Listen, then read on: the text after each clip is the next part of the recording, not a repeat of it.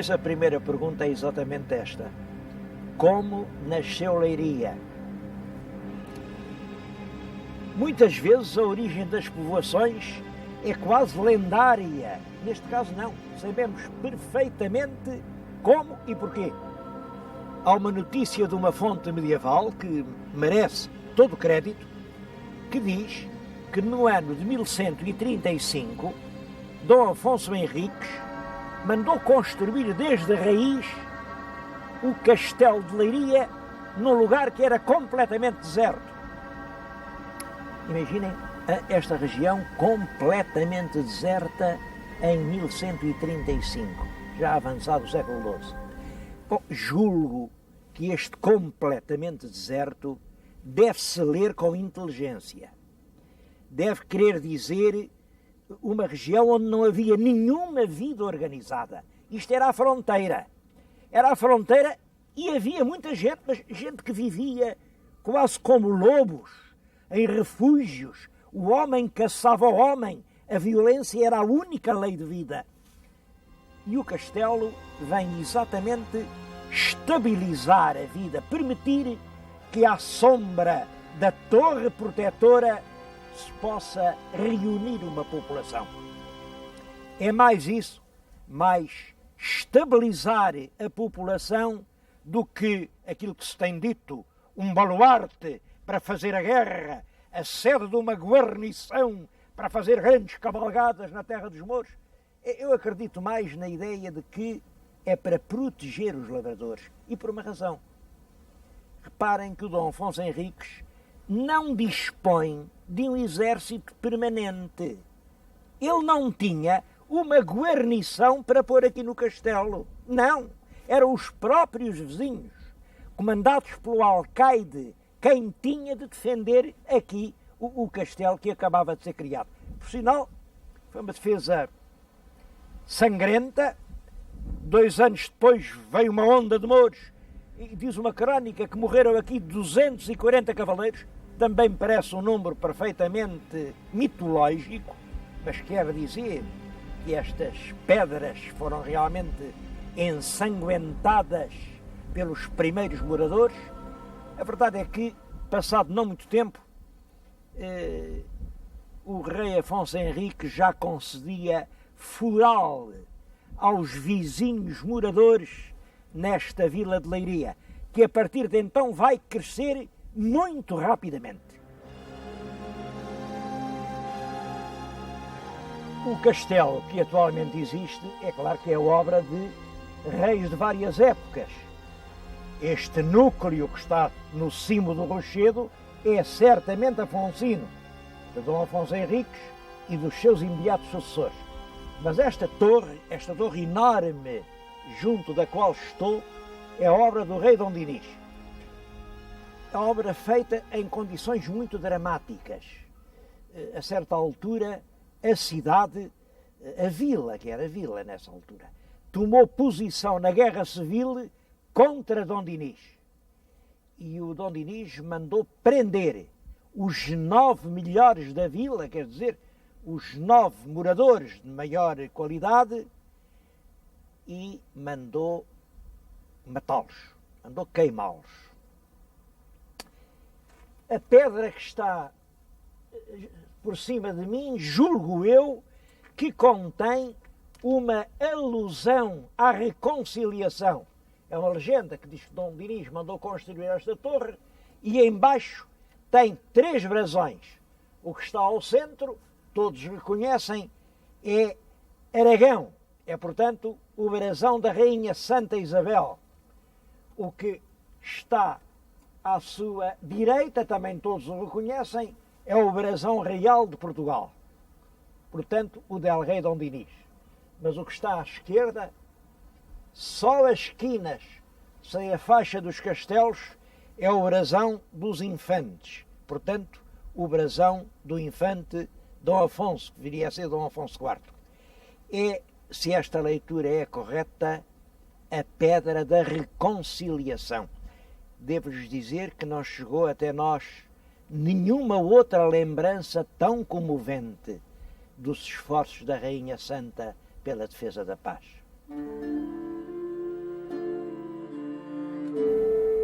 a memória de Dom Dinis e da Rainha Santa Isabel está relacionado este lugar em que nos encontramos. São os passos da Alcáçova do Castelo de Leiria. Há até muito quem chame os passos da Rainha Santa. Eu julgo que não, julgo que são muito posteriores. Esta arquitetura revela uma época posterior. Aliás, diz-se, são obra del rei Dom João I. Quando Dom João I andava a fazer a batalha, terá feito também este passo. Creio que não, creio que também tão errada está uma versão como outra, porque nós hoje sabemos bem os passos del rei Dom João I. O professor Baquer Moreno, neste livro, Os Itinerários del rei Dom João I, seguiu, dia após dia, por todos os documentos das chancelarias, as viagens do rei em Portugal. E sabemos quando ele esteve em Leiria. Ora bem, aqui está um caso em que ele esteve em Leiria. Esteve aqui no ano 1400, ele esteve aqui muitas vezes, notem, mas sempre de passar, ele ia ao norte, ia ao Porto e parava aqui. Aconteceu isso uma dezena de vezes, até que esteve aqui em 1401, quase 2 meses, e depois deixou de cá vir. De 1401 até perto de 1420, durante 20 anos, ele não põe aqui os pés. Isto significa, evidentemente, que ele não tinha aqui nenhum passo. Ia ao norte, mas parava noutros sítios, aqui não tinha passo. Quando Leiria volta a ser um centro político muito importante, e quando há uma referência, os passos onde agora El Rei pousa, é já em 1432, é com Dom Duarte. Dom Duarte, o eloquente, o autor do Leal Conselheiro. Penso que foi realmente o Dom Duarte quem, em sendo infante, terá mandado construir este castelo, e por isso mesmo ele reflete a filosofia senhorial da época. Todos os passos feitos por essa altura são assim em lugares temerários, em falésias absurdas que se abrem a pique sobre o abismo. São assim os passos que os irmãos mandaram fazer. Não era assim na época anterior. Naturalmente se procuravam sítios muito mais seguros. Mas quando o feudalismo agonizava, os senhores precisavam dizer que eles é que estavam mais alto. Eu tenho pena que Leiria tenha deixado passar o centenário de El Rei Dom Duarte e não tenha celebrado condignamente. Foi aqui, provavelmente, quem sabe, se nesta mesma janela, que ele compôs alguns capítulos do Leal Conselheiro. Foi aqui, nesta sala, que ele teve reunidas as cortes em que se discutiu se devia entregar Ceuta para salvar a vida do irmão do rei, o infante mártir Dom Fernando, ou se devia manter sobre a cidade o pavilhão real e abandonar o pobre infante ao seu trágico destino. Foi aqui depois que o infante Dom Pedro de Alfa Rubeira teve em grande parte a sede do seu curto e efêmero governo. É um dos lugares importantes da nossa história. Claro, tudo isto que veem é uma reconstrução já destas últimas décadas. Eu vou-lhes recordar num próximo programa o nome do grande homem a quem se deve a reconstrução do Castelo de Leiria. Infelizmente, nem sequer era português. Nasceu em Zurique, apaixonou-se pela terra e reconstruiu o castelo. Das coisas surpreendentes da história de Leiria é a rapidez fulminante do crescimento. Reparem, século XII, um castelo numa região desértica. Século XIII, 1254, é já uma vila tão progressiva, tão farta de possibilidades, que o rei convoca as cortes para aqui. São as famosas Cortes de Leiria de 1254. Famosas porque são as primeiras de que há notícia em que estiveram presentes representantes populares, representantes das cidades e vilas do reino. Eu disse as primeiras de que há notícia por isto. Naturalmente que os reis só chamavam os representantes do povo quando precisavam deles. Isso dá-se exatamente quando Dom Afonso III chega ao trono, levado pela grande onda de uma revolução popular, e tenho a certeza de que nas primeiras cortes que convoca, que é em 48, hão de lá ter estado os representantes da força à qual ele devia a coroa. Em todo caso, escrito, só temos o documento para 54. E é por isso, com toda a razão, que Leiria se orgulha de ter sido o local onde, pela primeira vez, estiveram reunidos à volta do rei os 3 estados: clero, nobreza, povo. É tradição que se juntaram nesta velha igreja de São Pedro, a igreja românica que estão a avistar atrás de mim. A reunião de cortes significa um grande grau de desenvolvimento urbano, porque às cortes vinham todos os bispos, todos os grandes fidalgos, os representantes realmente das povoações, e cada qual com um séquito de criados e de cavalgaduras. E era preciso aboletar essa gente toda. Por isso não há dúvida nenhuma, se em 1254 aqui reuniram cortes, é porque isto já era uma vila notável. Depois, o Dom Dinis já tem aqui um paço real. O século XIV é um século de grande crescimento, em grande parte por causa de uma comuna de judeus que aqui houve. Sabem que Leiria é a cidade onde funcionou a primeira tipografia portuguesa. Leiria é a cidade onde, pela primeira vez, se funcionou uma máquina de fazer papel. Até aí escrevia-se em pergaminho. Muitas das famílias notáveis de Leiria são famílias de cristãos novos. O século XV é o Paço Real, mandado construir por el rei Dom Duarte, e finalmente no século XVI Leiria é cidade. Cidade porquê? Isso está ligado à construção da Sé. Já quando fomos a Coimbra lhes contei que o rei Dom João III acabou por se zangar com os cônegos de Santa Cruz. Ele queria fazer lá a universidade, os cônegos tanta complicação fizeram que o rei acabou por lhes tirar tudo quanto tinham, e com as terras de Santa Cruz fez um bispado novo, uma diocese. O que estão a ver é a sé dessa nova diocese. Como as capitais das dioceses tinham categoria de cidade, Leiria é cidade desde o século XVI. De então para cá tem crescido, não digo sempre, houve uma altura em que esteve estacionária, mas ultimamente o crescimento tem sido em rampa. Leiria, depois de Fátima e depois do plástico, está-se a transformar numa grande cidade industrial. Uma grande cidade industrial onde nem sempre se presta às coisas da cultura a atenção que elas merecem. Mais um enigma em Leiria é quem mandou construir esta Igreja da Pena. Esse enigma está relacionado com uma letra misteriosa, um Y.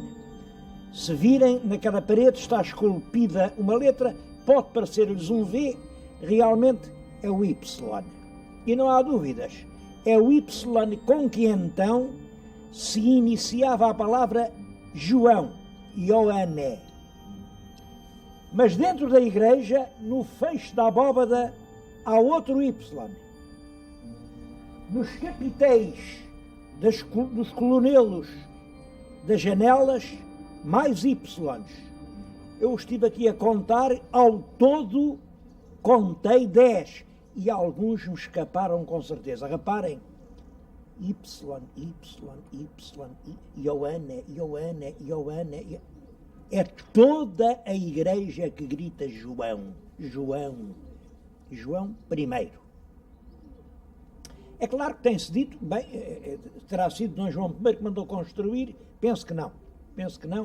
Tudo isto é realmente do filho, Dom Duarte, mas o Dom Duarte tinha essa obsessão do pai. Sabem que a principal lei feita por Dom Duarte, ele próprio lhe chamava a lei mental, porque tinha andado na mente do pai. Já num outro programa lhes disse, como ele fez a expedição a Tanger, dizendo, essa era a vontade do nosso pai. No Leal Conselheiro tem um capítulo longo a dizer como nós obedecíamos ao nosso pai. Dom Duarte é realmente um homem que vive obsidiado pela ideia da memória paterna. E este João, repetido aqui de uma forma quase obcecante, penso que é a prova de que é na época de Dom Duarte que a Igreja da Pena foi construída.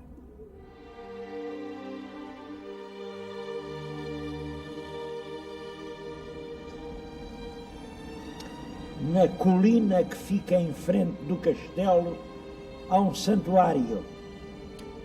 É a Senhora da Encarnação. Outra história que o tempo apagou. Havia ali desde há muito tempo uma ermida pequenina que estava cercada de um mato cerrado, tão cerrado que ninguém podia lá ir. O primeiro bispo de Leiria encarregou uns trabalhadores de rasgar caminho, fez-se uma estrada e foi possível vir à capela. Ora, aconteceu que num certo dia foi exatamente, está ali escrito, na esquina da igreja, no dia 11 de junho de 1588, veio aqui o superior das cortes, disse missa e, por sinal, trazia uma irmã. A irmã estava tolhida, coitadinha, não podia mexer braços nem pernas, era um tropeço. Lá a trouxeram e a pobrezinha ouviu a missa do senhor prior. Mal a missa era acabada, ela sentiu os movimentos livres e alegremente deu 9 voltas à capela. Bom, este Leiria é a terra dos prodígios. A fama deste prodígio correu espantosamente o milagre da Senhora da Encarnação e começam a chegar de toda a parte grandes romarias a trazer prendas para fazer um grande templo. Eu tenho aqui a lista dos sírios que vieram de longe e vou lê-la. O primeiro sírio que chegou vinha da batalha. Eram 48 mulheres que traziam à cabeça grandes tabuleiros de trigo em grão, pão amassado, bolos e queijadas. Depois veio o sírio de Espite, e o do Soto da Carpalhosa, e o da Póvoa de Monte Real, Maceira, Abiúl, Pombal. Só o de Pombal eram 63 mulheres com tabuleiros. Reguengo, Redinhas, São de Coça, Ancião, São Simão, Caranguejeira, a Serra do Termo de Orém, Porto de Mós, Ega, Moita, Alberge, Ourada, Freixiandas e São João também de Orém, Aljoarrota, Costa, Axã, Santa Catarina da Serra, Colmeias, Sobal, Bombalinho, São Pedro de Leiria, Savacheira, Lourissal, Beco, Condeixa Velha e Condeixa Nova, Couto de Lavões, Alcanete, Figueira do Campo, Sernais, Maiorga, Rabassal, Paião, Becerreia, Alhadas, Ferreira, Soure, Ançã, Verrido, Montemoro Velho, Arrabal da Ponte, Pataias. E, já às obras adiantadas, vieram ainda sírios de Vila Nova de Ances, Vila Nova da Barquinha, de Brunhos, Samuel, as 4 vilas de Chão de Coce, que são Maçãs de Dona Maria, Avelar, Gude e Pousa Flor, de Monterrey, do Turquel, da Benedita, do Carvalhal Bem Feito, Santo Varrão, Granja, Alfarelos, São Martinho do Bispo, Vila Seca de Coimbra, Quiaios, Branhos, Cabelas, Penela, Alcobaça, Tavaredo, Buarques e Sela. Esta lista impressionante, no fundo, é toda a coreografia religiosa do lugar, permitiu que, com dádivas do povo, inteiramente do povo, se construísse apenas em 6 anos este santuário que, como podem ver, ainda hoje é uma coisa cheia de beleza. O milagre foi em julho e poucos meses depois começaram as obras. Isto é uma lápide que está aqui num cunhal da igreja.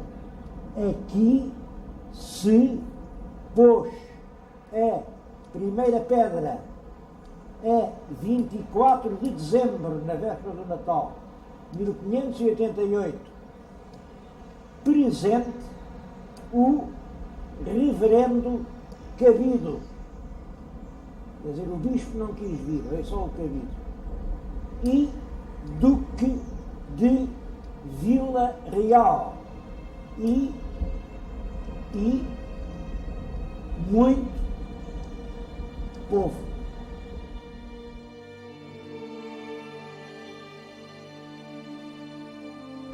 E uma última pergunta sobre Leiria. Quando é que vai abrir o museu?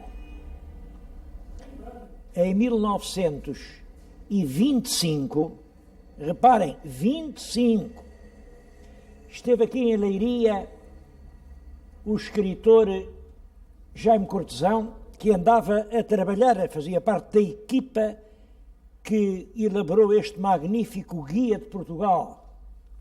E nessa altura, o que ele escreveu no guia foi o seguinte: não obstante os solícitos cuidados do seu conservador, Sr. Tito de Sousa Larcher, o museu por agora não passa de um amontoado de velhos painéis, peças de mobiliário, alvenarias soltas. Isto em 25. Eu ainda conheci o velho Tito Larcher, era um erudito de grande dignidade, muito trabalhador, muito estudioso, e a vida dele foi consagrada a esse sonho, o Museu para Leiria. Um sonho inteiramente justo, porque Leiria está numa região excepcionalmente rica de monumentos. Reparem, aqui a 2 passos era Alcobaça, é a Batalha, é Pombal, é Tomar, uma região com muitas quintas ricas, muitos solares, muitas igrejas, muitas capelas, muitos conventos. Mais do que isso, sob o solo estão as relíquias romanas das povoações desaparecidas. Tudo isso, que magnífico museu podia dar. Só que o tempo passou, olhem esta estátua, é uma das melhores estátuas romanas que há em Portugal. É um magistrado romano, apareceu aqui em Colipo, não havia onde a meterem, é claro que está aqui, eu estou a falar no turismo de Leiria. Puseram aqui a estátua porque não há museu. Bom, mas se fosse um bocadinho mais pequena, não sei onde ela estaria. E isso tem acontecido ao património artístico do distrito. Estamos em 95. Passaram 70 anos sobre o tempo em que o honrado Larcher tentava organizar um museu. Nestes 70 anos fez tanta coisa. Foram estradas, foram pontes, quartéis, hospitais, santuários, houve dinheiro para tudo. Só que o Museu Distrital de Leiria pertence ao número das coisas que talvez ainda se venham a fazer.